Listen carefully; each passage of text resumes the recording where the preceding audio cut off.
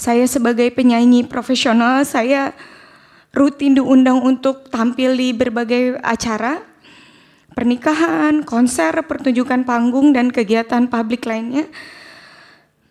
Dalam praktiknya, daftar lagu yang saya bawakan selalu disusun atas permintaan dari klien atau pihak penyelenggara acara.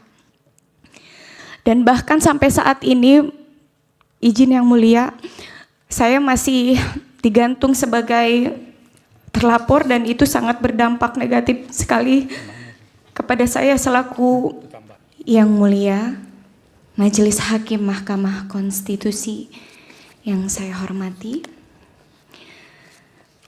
Dengan hormat, saya Lestiani, dikenal secara profesional sebagai Lesti Kejora, menyampaikan pernyataan ini dalam kapasitas sebagai saksi dari para pemohon, guna memberikan gambaran nyata mengenai permasalahan hukum yang dihadapi para pelaku pertunjukan, khususnya penyanyi, dalam pelaksanaan kegiatan pertunjukan musik di lapangan yang kerap kali berujung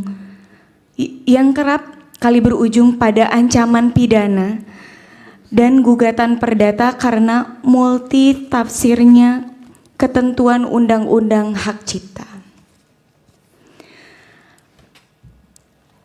Sekitar pada tahun 2016 hingga 2018, saya pernah membawakan lagu yang berjudul Bagai Ranting yang Kering yang diciptakan oleh Bapak Yoni Mulyono alias Bapak Yoni Dores, salah satunya dalam satu acara pernikahan yang diselenggarakan di Subang, Jawa Barat.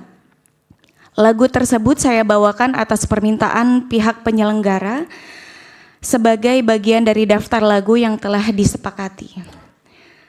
Video-video dari pertunjukan tersebut kemudian diunggah oleh pihak lain, penonton atau penyelenggara, ke sosial media atau di kanal digital yang dikenal YouTube, serta terdapat beberapa unggahan yang berisikan materi berupa foto saya yang ditempelkan sebagai thumbnail atau cover dari video lagu-lagu ciptaan dari Bapak Yoni Dores.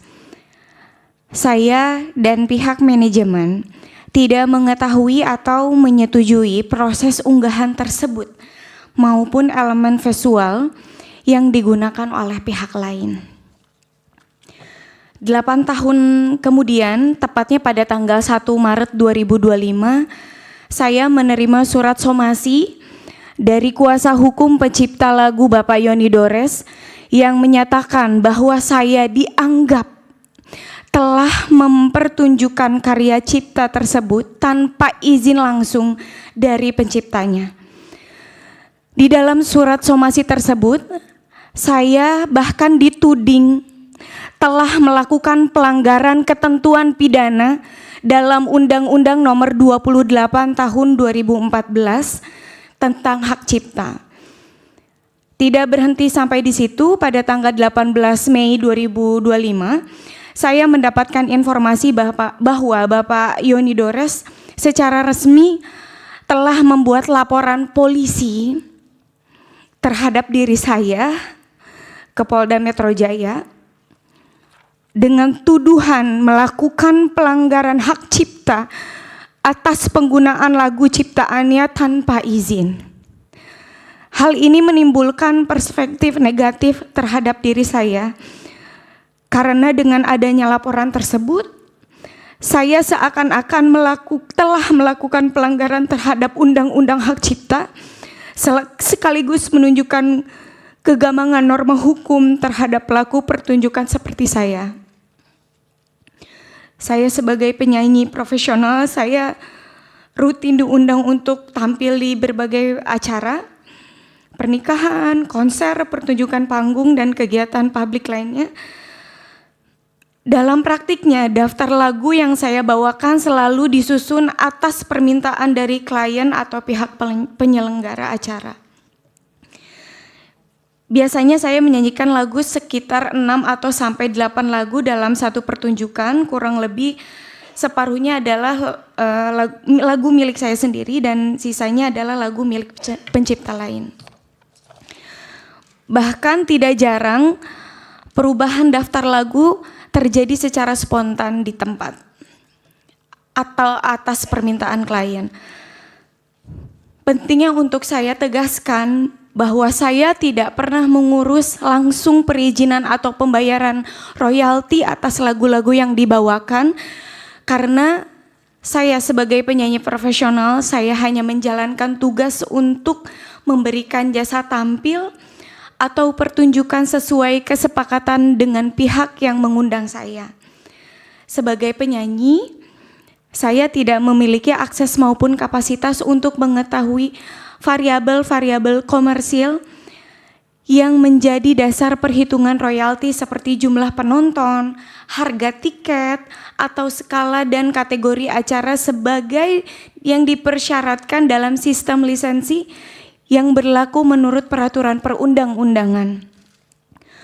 Somasi yang saya terima disertakan laporan pidana yang dibuat oleh pencipta lagu merupakan bentuk nyata dari kekaburan norma dan ketidakseimbangan posisi hukum antara pencipta lagu dan pelaku pertunjukan.